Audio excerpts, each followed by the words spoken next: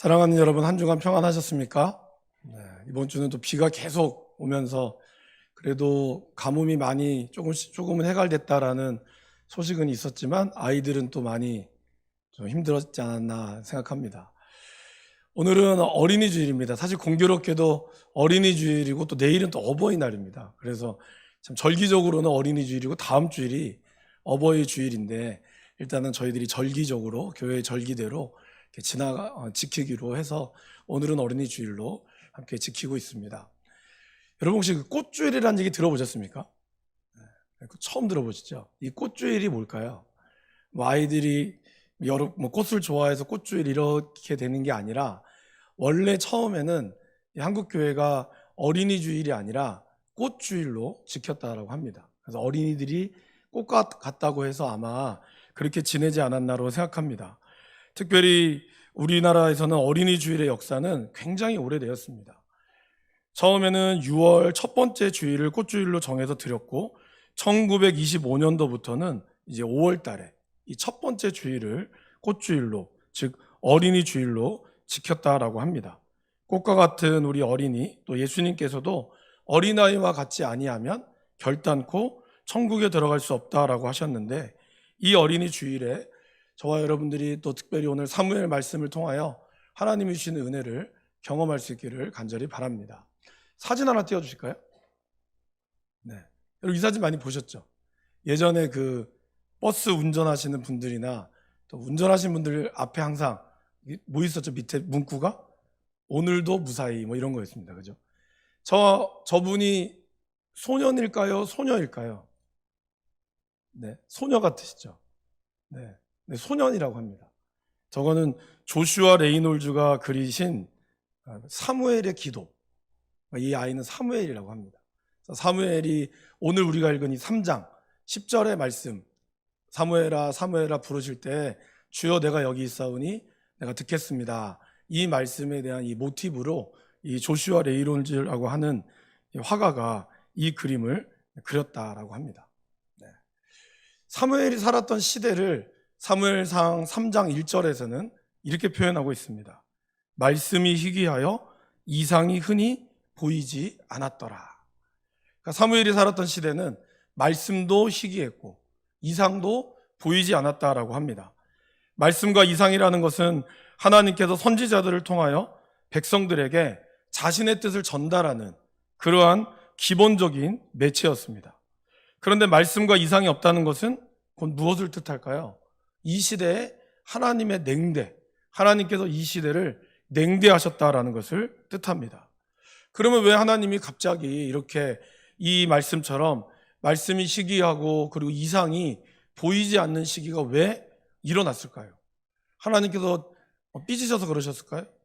하나님은 이유 없이 그렇게 하지 않으시죠. 오늘 우리가 3장 10절 말씀만 읽었지만 그 앞에 있는 내용들을 보면 하나님의 말씀대로 살지 않았던 백성들, 특별히 이 백성들이 이끌어갔던 제사장 엘리와 그의 아들인 홈니와 비느하스의 범죄에 대해서 2장에서는 상세하게 나타나고 있습니다. 성경에서는 제사장의 아들 이 홈니와 비느하스가 행실이 나쁘고 여호와를 인격적으로 만나지 못한 채 제사를 드렸다라고 이야기를 합니다. 여호와를 인격적으로 만나지 못했다는 것은 저의 해석이고요.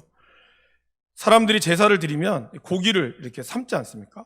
삶으면 이 홈리와 비느하스의 제사장의 사환이 와서 손에 갈고리를, 이 새 갈고리를 들고 와가지고 거기에 냄비나 솥을 찔러가지고 거기서 걸리는 거는 다 자기네들이 가져갔다라고 합니다.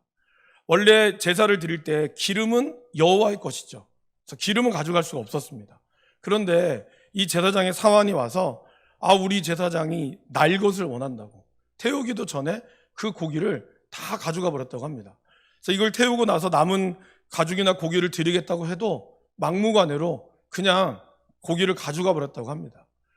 그러면서 성경 기자는 그렇게 이야기하죠. 이들이 여호와의 제사를 멸시하였다. 그리고 또한 이들은 성막문에 있는 봉사하는 여인들과도 동침하는 이러한 죄를 저질렀습니다.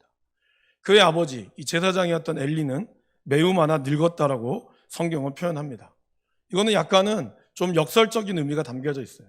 그가 늙었다라고 하는 의미가 단순히 늙었다라는 나이가 많아서 늙은 것보다는 그의 영적인 판단력들이 흐려졌다라는 것을 의미하고, 그리고 아무런 힘이 없었기에 그거에 대해서 견제할 수 있는 그러한 능력도 없었다라는 것을 의미합니다. 그의 아들들의 안 좋은 소문들을 당연히 들었습니다. 그리고 그를 불렀죠. 불러서 사람이 사람에게 범죄하면 사람이 해결할 수 있겠으나 사람이 하나님한테 범죄하면 하나님이 너희들을 치실 거다. 제발 이렇게 하지 마라. 이렇게 이야기했음에도 불구하고 그 아들들은 아버지의 말씀을 들은 채도 하지 않았습니다. 결국 하나님의 사람이 엘리에게 나타나서 그들의 심판의 메시지를 전하였죠. 너희들이 죽게 될 것이고 한날 한시에 죽게 될 것이고 너희들에게는 새로운 제사장이 나타날 것이라고 말씀을 하셨습니다. 사실 여러분, 이렇게 말씀한 이유는 이거를 통하여 엘리가 깨닫고 다시 회개하고 돌이키다라는 뜻이겠죠. 그런데도 엘리는 그러한 메시지를 듣고도 어떠한 조치도 하지 않았습니다. 그것이 바로 2장, 3장 바로 앞에 있는 내용의 전반적인 내용이었습니다. 징계와 질서가 사라진 이스라엘에게는 당연히 은혜도 사라지고 말았다라는 것입니다. 그러면서 2절에 제사장의 또 다른 모습을 가지고 이 성경 기자는 사무엘 시대의 모습, 이스라엘의 모습을 이야기하고 있습니다. 3장 2절에 그렇게 나오죠. 엘리의 눈이 점점 어두워가서 잘 보지 못하는 그때에, 그가 눈이 어두워져 가고 있다, 점점 어두워져 가고 있다라는 것은 육신의 눈만을 의미하는 것은 아닙니다. 여러분이 보통 눈은 마음의 거울이라고 이야기를 하죠. 그래서 그의 눈이 어두워졌다는 것은 그의 마음도 어두워져 가고 있다라는 것을 이야기합니다. 예수님께서는 마음이 청결한 자가 하나님을 볼 것이다 라고 말씀하셨습니다. 그 말을 역설적으로 돌리면 우리의 마음이 어두우면 우리의 눈 또한 어두워져 하나님을 볼 수가 없게 될 것이다 라는 것을 의미합니다. 200년 전 스코틀랜드의 맥켄지라고 하는 목사님께서 이런 말씀을 했다고 합니다. 안수식 때 그가 했던 설교에 오늘날 사람들이 영적 파멸에 이른다면 결코 목사가 부족해서는 아닙니다. 목사의 숫자는 이집트의 메뚜기 떼같이 많아질 날이 멀지 않았습니다. 그리고 이 두 현상, 메뚜기 떼와 목사의 수, 이것들 중에 어떤 것이 큰 재앙인지 시간이 흐르면 알게 될 것입니다. 이 말씀을 제가 좀 준비하면서 이 말씀을 찾으면서 읽으면서 200년이 지난 지금 오늘 우리 시대에 이 목사님의 예언처럼 우리의 시대가 가고 있는 것은 아닌가라는 생각이 들었습니다. 우리는 어디서나 말씀을 들을 수 있게 되었습니다. 굳이 성전에 오지 않아도 여러분들이 유튜브라든지 아니면 어떠한 매체를 통하여서도 원하기만 하면 유명한 목사님의 설교를 들을 수 있게 되었습니다. 또 목사님의 수도 넘쳐납니다. 그래서 정말 자리를 구하지 못하는 목사님들이 굉장히 많습니다. 그러면 이렇게 목사님의 수도 많아지고 설교도 점점 넘쳐난다면 우리가 더욱더 밝아져야 되는 것이 정상이지 않겠습니까? 그런데 안타깝게도 말씀대로 살지 않는 시대가 되어버리며 세상은 점점 더 안타깝게도 어두워져 가고 하나님의 역사가 일어나지 않는다라고 하는 사람들의 목소리가 더 힘을 얻는 것처럼 보이고 있습니다. 이것이 바로 사무엘이 있었던 시대의 모습일 수도 있고 또 오늘 우리 시대의 모습일 수도 있다라는 것이죠. 그럼에도 불구하고 하나님은 언제나 살아계신다는 것을 저희는 믿습니다.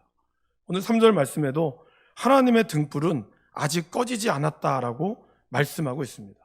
그러면서 하나님께서는 그 다음에 한 사람을 등장시켰습니다. 바로 사무엘입니다. 이 사무엘은 아이 사무엘이 3장 1절이라고 나오죠. 그 어린 사무엘을 통하여 하나님께서 이스라엘에 다시 말씀과 이상을 보여주는 것을 의미한다고 우리는 알 수 있습니다. 특별히 오늘 어린이 주일을 맞이하여 또 다음 세대의 우리의 자녀들이 사무엘과 같이 하나님께 준비되어 있는 자가 되기를 간절히 소원합니다. 사무엘은 먼저 하나님께 기대는 삶을 살았습니다. 오늘 3절 말씀해 보시면 2절과 3절을 좀 비교해 보시면 엘리는 자기 처소에 누웠다라고 표현하고 있고 3절에 사무엘은 하나님의 궤에 있는 여호와의 전 안에 누웠다라고 표현하고 있습니다. 여러분, 사실 이 회막이라고 하는 곳, 성막이라고 하는 곳에는 성소와 지성소가 있죠. 이 지성소에는 대제사장만 1년에 한 번 들어갈 수가 있습니다. 그리고 성소는 누가 들어갈 수 있죠? 제사장이 들어갈 수 있습니다. 사무엘은 제사장이 아니죠. 사무엘은 나실인으로 그냥 구별된, 그러니까 여호와의 일을 맡기 위하여 맡은 사람입니다.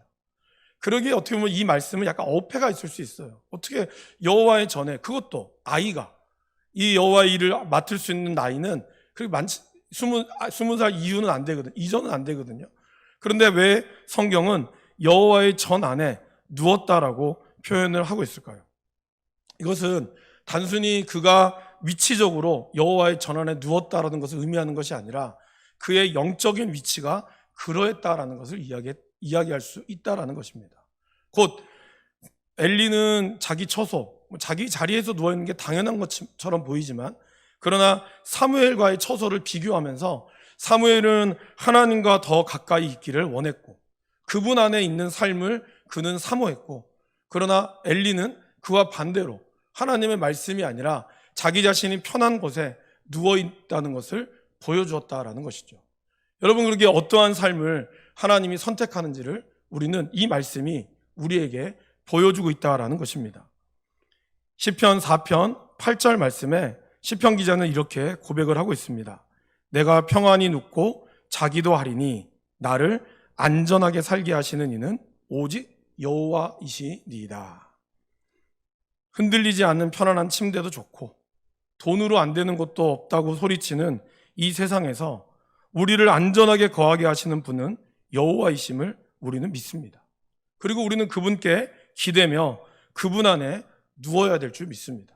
그렇게 할 때 하나님께서는 그 사람을 사용하시고 그 사람을 통하여 하나님의 일들을 일으키신다라는 것을 저와 여러분들이 기억할 수 있기를 바랍니다. 사무엘이 하나님의 전에 있는, 누워있는 그 하나님의 누워있자 하나님께서 사무엘을 부르시죠. 그런데 하나님께서는 자신이 누구신지를 밝히지 않습니다. 그냥 사무엘아 사무엘아 라고 부르기만 하고 내가 하나님이다 라고 얘기하지 않았어요. 그렇게 부르시면서 3번을 부르십니다. 처음에 사무엘은 이 부름이 엘리 제사장이 자신을 부른다라고 생각을 했습니다. 7절 말씀에 그 이유가 나오죠. 사무엘이 아직 여호와를 알지 못하고 여호와의 말씀도 아직 그에게 나타나지 아니한 때라. 아직 어린 사무엘은 하나님의 말씀을 직접적으로 이렇게 불러서 들어본 적이 없었다라고 성경은 기록합니다. 3번째까지 사무엘은 그 부르심이 엘리라고 생각을 하고 갔습니다. 근데 가만히 보니까 엘리가 이것은 분명히 하나님이 부르신 거라는 생각을 했습니다. 왜 그랬을까요? 엘리도 그러한 경험을 했기 때문이다라는 것입니다. 엘리는 비록 지금은 영적인 눈이 어두웠지만 경험이 있었다라는 것이죠. 그도 예전에는 하나님의 음성을 듣고 이상을 보았던 존귀한 자였다라는 것입니다. 그런데 이제 그 하나님의 음성이 그의 몸종인 사무엘에게 넘어가고 있음을 그는 깨달았습니다. 그래서 엘리 제사장은 그렇게 말씀하죠. 다음에 또 부르심의 소리가 들리면 그때는 여호와여 말씀하옵소서 주의 종이 듣겠나이다 라고 대답하거라. 그는 그렇게 이야기합니다. 여러분, 하나님은 하나님의 말씀에 관심 없는 자에게는 억지로 말씀을 주시지 않습니다. 오히려 하나님의 말씀을 알아들을 줄은 모르지만 그 말씀을 사모하는 이들에게 하나님은 말씀하여 주시는 것이 우리가 중요합니다. 신앙적 경험이 저와 여러분들이 풍부하다고 해서 그것이 오늘 내가 성령에 충만하다라고 말할 수가 없다라는 것입니다. 성령의 충만함은 언제나 오늘, 현재, 늘 우리가 깨어있는 오늘이 되어야 한다라는 거예요. 그것이 여러분들의 경험과 어우러질 때 우리의 신앙은 어떻게 되어가죠? 성숙되어 간다라는 것입니다. 그런데 경험은 있으나 오늘 내가 하나님의 음성을 사모하지 않는다면 그 경험이 오히려 여러분들의 신앙을 발목 잡을 수 있다라는 거예요. 다 해봤다. 이것도 해보고 저것도 해봤다. 다 경험해봤다. 그러면서 우리는 그 경험이 마치 나의 신앙의 모든 것인 양 착각한다라는 것입니다. 그러나 하나님의 은혜는 어쩌죠? 날마다 새롭고 아침마다 새롭고 늘 새롭다는 거예요. 여러분, 우리가 똑같이 부르는 찬양이 늘 부르는 찬양이라고 해서 지겹습니까? 아닙니다. 하나님의 은혜가 들어오면 오히려 그 찬양이 늘 불렀던 찬양일지라도 그 찬양이 나에게 새롭고 아침마다 새롭고 늘 새로운 경험을 한다라는 것입니다. 단지 새로운 노래를 불러서 새 찬양이 아니라 늘 하나님이 우리에게 매일매일 부어주시는 그 은혜가 새롭기 때문에 우리가 부르는 찬양이 새롭고 우리가 부르는 신앙이, 우리가 하는 신앙이 새롭다는 것을 우리가 기억해야 한다라는 것입니다. 그러기에 오늘 우리가 하나님 앞에 오늘 우리가 하나님 앞에 사모하는 성령의 충만함이 저와 여러분들의 경험과 어우러져 더 깊이 익어가고 그것이 성숙되어 가는 것을 우리의 자녀들이 보고 자라야 한다는 거예요. 우리 아이들은 아직 어립니다. 그러나 순수합니다. 그러기에 하나님의 음성을 아직 들을 수 있는 경험은 없으나 그러나 아이들은 하나님을 바라볼 수 있는 그러한 순수한 마음이 있어요. 그것을 잘 이끌어가기 위해서는 먼저 오늘 우리 가운데 성령의 충만함이 있고 그것이 나의 경험으로 같이 어우러져 선순환이 일어날 때 그럴 때 이 교회가 살아나게 되는 것이고 그럴 때 가정이 살아나게 되는 줄을 믿습니다. 드디어 네 번째, 여호와께서는 그에게 임하셔서 부르셨습니다. 10절 말씀해 보시면 여태까지 이 하나님이 사무엘을 부른 것과 10절 말씀에는 좀 다른 게 있습니다. 그것은 뭘까요? 4절에 사무엘을 부르신지라, 그리고 6절에 다시 사무엘을 부르신지라, 8절에 여호와께서 세 번째 사무엘을 부르신지라 이렇게 나오죠. 10절은 뭐라 그러죠? 여호와께서 임하여 서서. 뭘까요? 임하였다는 왔다는 뜻이거든요. 여호와께서 이제 사무엘에게 가까이 왔다는 뜻이에요. 그리고 그 옆에 섰다는 거죠. 1절에 말씀이 희귀하여 이상이 보이지 않았다 그랬죠. 그런데 말씀이 사무엘에게 가까이 왔고 그에게 이상이, 하나님의 환상이 그들 가운데 곁에 서서 임하였다는 것을 보여주고 있다라는 것입니다. 들을 준비가 되어 있을 때, 그리고 그의 그릇이 찼을 때 하나님께서는 그의 곁에 오셔서 역사하신다라는 것입니다. 저와 여러분들도 마찬가지죠. 사실 하나님은 늘 우리 옆에 계시고 우리를 부르시고 계세요.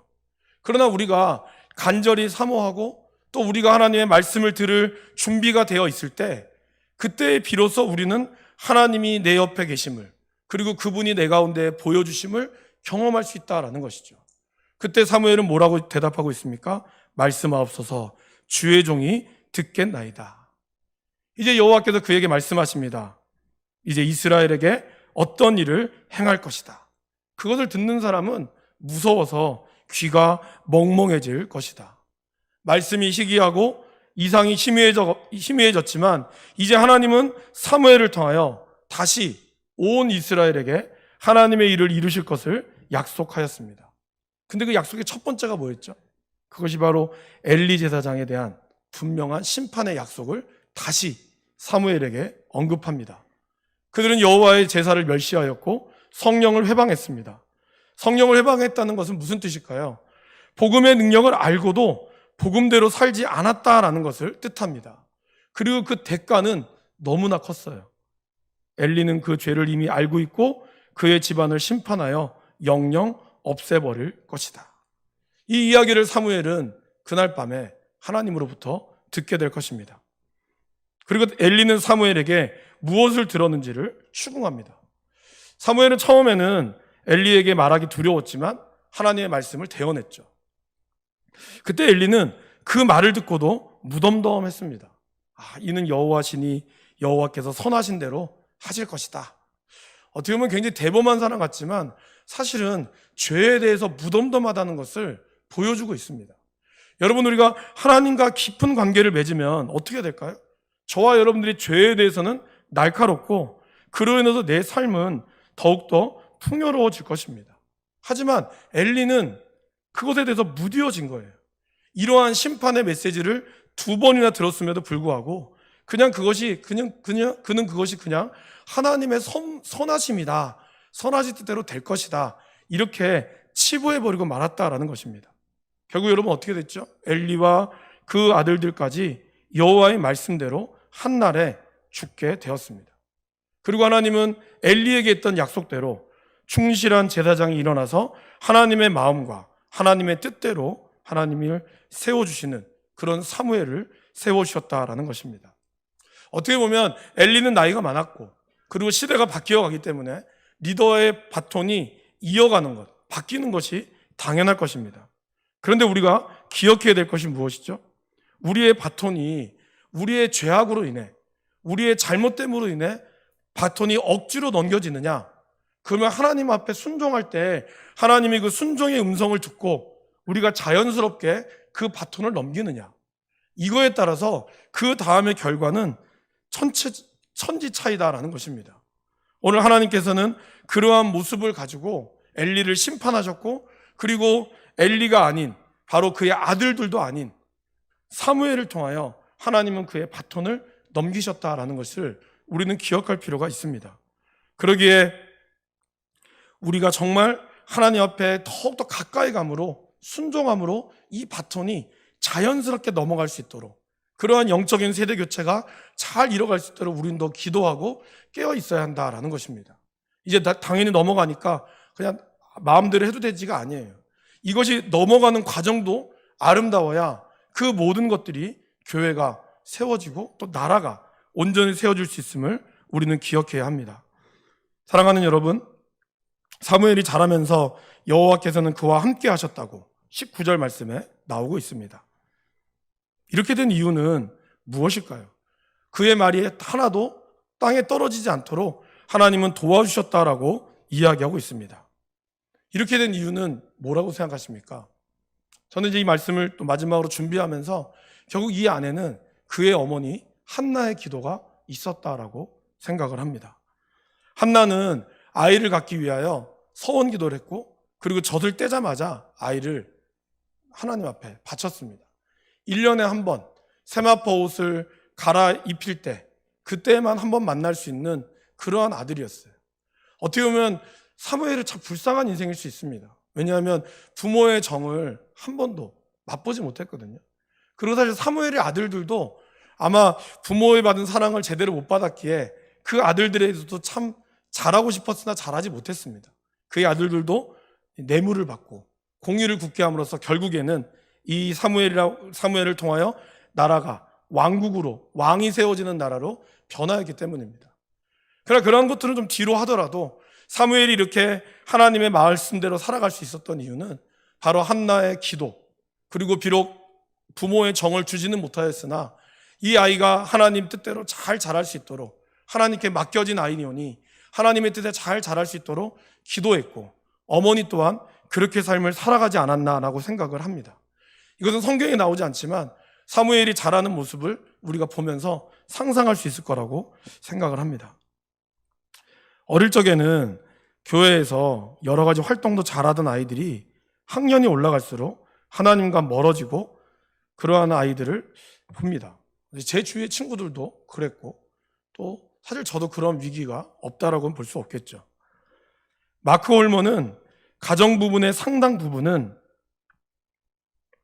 부모가 주님께 결단한 대로 거룩하고 정결하게 살지 않아서 생긴다라고 했습니다. 뭐라고요? 가정 문제의 상당한 이유는 부모님이 주님께 결단한 대로 거룩하고 정결하게 살지 않아서 생긴다라고 했다라는 거예요. 아이들은 자라면서 생각하게 되고 고민하게 됩니다. 특별히 뭘 고민하게 될까요? 삶에서의 이율배반적인 모습을 보며 고민한다는 거예요. 어릴 때는 그냥 부모님의 말을 다 듣고 거짓말하면 안 된다, 그럼 거짓말하지 않았어요. 뭐 하면 안 된다, 안 했어요. 그게 당연한 줄 알았어요. 근데 생각을 하면서 그 아이들이 시선들이 넓어지면서 거짓말을 해도 잘 사는 사람이 생기고, 그리고 특별히 부모님의 모습을 보면서 부모님이 교회에서 하는 행동과 집에서 하는 행동이 다른 거예요. 그것뿐만이 아니라 삶에서의 모습도 다른 거예요.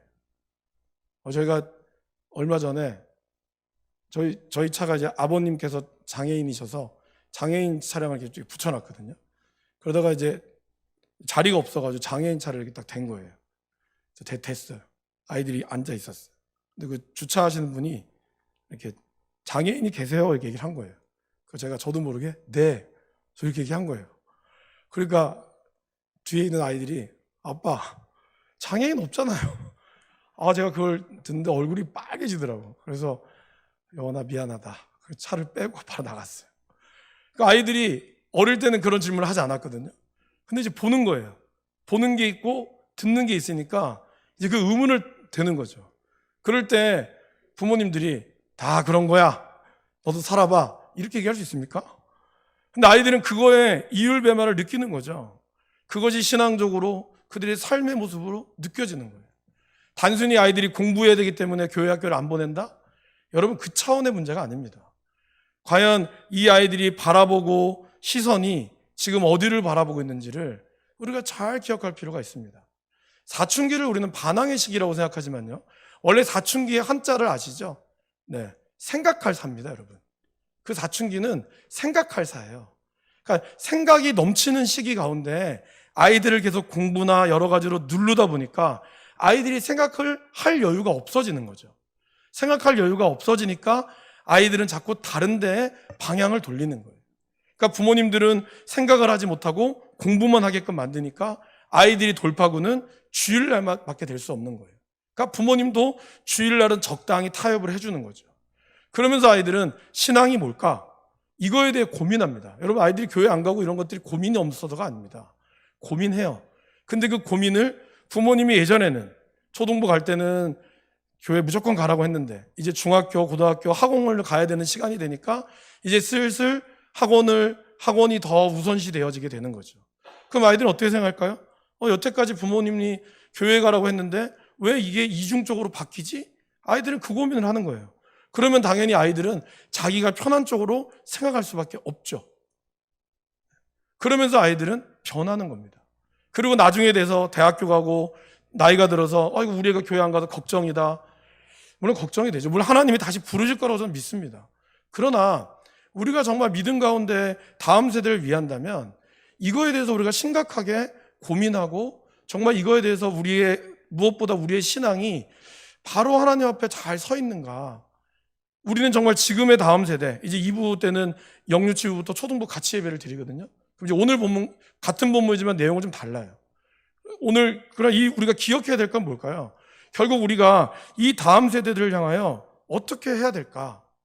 이거를 우리가 기억하고 나가야 한다는 것입니다. 한 아이가 세워질 때는 뭐라 그러죠? 온 마을이 그 아이를 키운다라는 말이 있습니다. 그러니까 우리 교회의 아이들을 키워내기 위해서는 전 성도의 기도가 필요하다는 거예요. 단순히 부모의 책임도 물론 1차적으로 있지만 또 우리 성도님들이 함께 기도해주고 이 아이들이 말씀 가운데 자랄 수 있도록 해야 한다는 거예요. 신앙생활이 그냥 초등학교 때는 시간 많으니까 마음껏 뛰어놀 수 있는 취미생활로 만들면 안 된다는 거예요. 이 아이들이 정말 중학교, 고등학교 가서 또 말씀으로 고민될 때 부모님들이 기도하는 모습, 또 우리 교회 학교가 그걸 가지고 같이 씨름하는 모습을 보여줘야 한다라는 것입니다. 왜 그럴까요, 여러분? 사무엘이 변화되었을 때 온 이스라엘에 다시 하나님이 나타나셨습니다. 하나님이 이렇게 역사했다는 거예요. 한 사람의 변화가 세상을 바꿀 수 있고 이스라엘을 바꿨듯이 우리 교회 학교의 변화가 교회를 변화시킬 수 있고 또한 이 나라를 변화시킬 수 있다는 것을 우리가 믿는다면 우리의 걸음들이, 우리의 모습들이 나가야 한다는 것이죠. 여기 보니까 대부분 자녀들이 다 크셨군요. 여기 계신 분들은. 그죠? 그렇다면 이제 여러분들의 손주들에게 말씀으로 잘 키워나갈 필요가 있습니다. 단순히 부모의 몫이라고만 넘기지 마시고 여러분들이 받았던 그 마음들을 아이들이 부모가 못한다면, 사실 부모 때 못할 수 있다고 생각합니다. 그러나 부모가 못한다면 그 할머니, 할아버지들의 신앙이 이 아이들이 계속해서 신앙적으로 고민할 때 기도해 줄 수 있는 마음이 갈 수 있는 것. 그렇게 될 때 하나님께서 우리 가운데 역사하시고 이 아이들이 그렇게 믿음으로 세워나가게 될 줄 믿습니다. 이 어린이날로만 우리가 그치지 마시고 정말 다음 세대를 향한 저와 여러분들의 기도와 또 아이들의 말씀의 교육이 저희들도 교육자로서 아이들의 말씀을 교육하기 위해 최선을 다하겠습니다. 여러분들도 여기 계신 부모님들이라면 또 여러분들의 손주를 보시는 분들이라면 정말 아이들이 말씀 가운데 잘 커나갈 수 있도록 여러분들이 도와주시고 또 지도해 주시기를 간절히 바랍니다. 함께 기도하겠습니다.